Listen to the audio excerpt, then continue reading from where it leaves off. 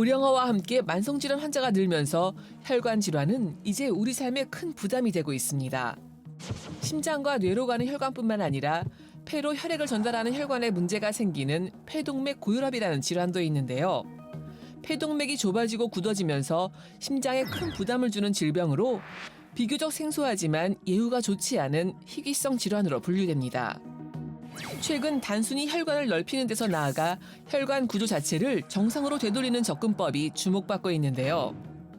혈관 질환 치료의 새로운 가능성을 제시하는 치료법을 지금 알아봅니다. 네, 오늘은 혈관 질환 극복을 위해서 새로운 길을 열어가고 있는 치료제 연구에 대한 이야기 함께 나눠보겠습니다. 강상원 대표님 모셨는데요. 안녕하세요. 안녕하세요. 예, 어서 오십시오. 자, 혈관 질환 하면은 정말 우리의 삶에 있어서 좀 큰 부담을 주는 건강 문제 중에 하나일 텐데 실제로 요즘에 환자도 좀 늘고 있는 추세라고요. 네, 고령화는 물론 고혈압, 당뇨, 고지혈 같은 기저질환이 늘어나면서 혈관 질환의 위험도 매우 커지고 있습니다. 우리가 흔히 떠올리는 건 심장으로 가는 관상동맥, 뇌로 가는 경동맥, 그리고 뇌세동맥 혈관들인데요. 최근에는 폐로 피를 보내는 폐동맥처럼 특정 혈관이 좁아지고 딱딱해지는 중증 혈관 질환들이 관심이 커지고 있습니다. 네, 말씀하신 혈관 질환 중에서도 이 폐동맥 고혈압 좀 생소하거든요. 어떤 질환일까요? 네, 쉽게 말하면 심장에서 폐로 들어가는 혈관인 폐동맥인데요. 이 폐동맥이 두꺼워지고 좁아져서 피가 잘 못 가는 질병입니다. 그러면 심장은 같은 양의 피를 보내기 위해서 더 세게 펌핑을 해야 되고 시간이 지나면은 이걸 담당하고 있는 심장의 오른쪽 우심실의 부담이 커지고 비대해져서 심부전까지 이어질 수 있는 질병입니다. 문제는 초기에 숨이 차거나 피로 같은 간단한 증상 때문에 진단이 늦어진다는 게 것에 있습니다. 예, 그러니까 폐로 들어가는 이 동맥 쪽이 좁아져서 생기는 혈압 문제 같은데 좀 더 자세한 내용을 알아보기 위해서 순환기내과 전문의를 만나고 왔는데요. 영상으로 함께 만나보시죠. 폐동맥 고혈압은 매우 드문 폐혈관 질환입니다. 이 질환은 의사들이 정확한 진단을 해내기가 쉽지 않습니다. 또한 젊은 사람들에서 많이 생기는데 젊은 사람들은 본인의 증상을 쉽게 간과하기 때문에 병원에 늦게 오게 되고 이로 인해서 진단이 늦어지게 됩니다. 폐혈관이 좁아지면서 압력이 올라가고 이로 인해서 심장이 커지고 심부전이 오기 때문에 처음에는 운동 시 호흡곤란을 느끼게 됩니다. 조금 더 심해지면은 두근거림, 가슴 통증, 하지 부종이나 복수가 찬다거나 실신을 경험하기도 합니다. 이 약들이 어떤 것도 환자를 완치에 다다르게 하지 못한다는 것입니다. 그래서 환자들은 약들을 평생 먹어야 합니다. 또한 각각의 약들은 이 병이 생기는 원인에 아주 부분적으로 작용하는 약들이기 때문에 사용하다 보면은 약효가 듣지 않는 경우도 있고 또한 약의 부작용이 동반되어서 약을 쓰지 못하는 경우들도 있습니다. 네, 지금까지의 치료는 좀 관리에 강점을 두었기 때문에 이 병의 근본적인 원인을 치료한 부분에 있어서는 한계가 있었다 말씀 같은데 아니 그렇다면 좀 새로운 치료법이 필요할 것 같은데요. 네, 맞습니다. 지금까지 치료는 혈관 확장을 통해 가지고 정상을 완화하고 상태를 조절하는 데 초점이 맞춰 있습니다. 하지만 폐동맥 고혈압이 혈관벽이 두꺼워지고 구조 자체가 변하면서 서서히 진행하는 질환이기 때문에 단순히 증상 조절만 갖고는 한계가 있습니다.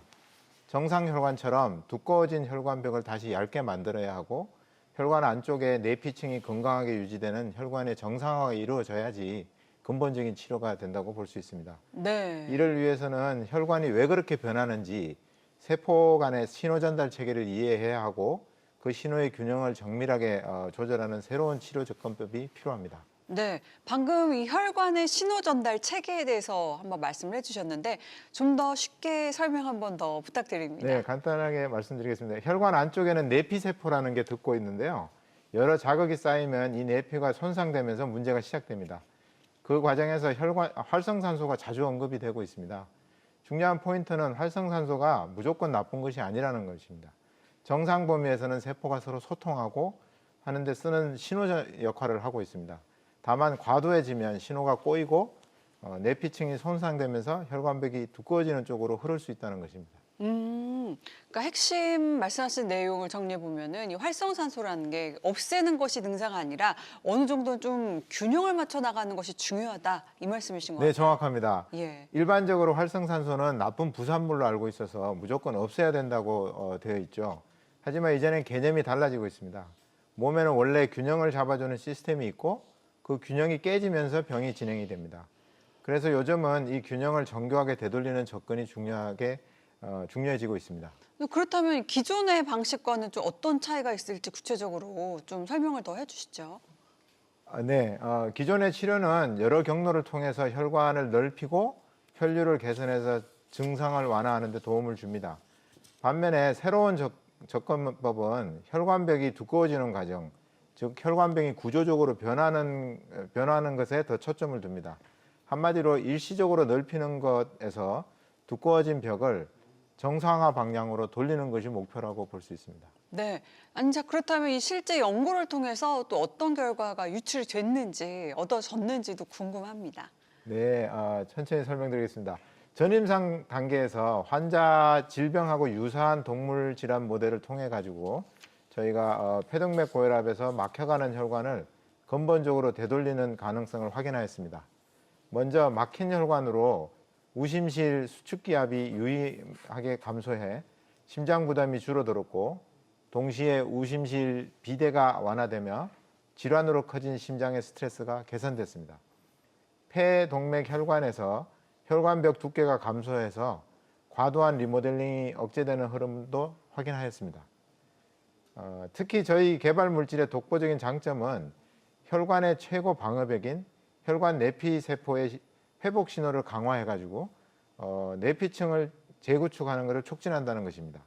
즉 단순한 혈관 확장해서 증상을 완화하는 수준을 넘어서서 손상된 혈관 자체를 회복하는 것을 확인할 수 있습니다.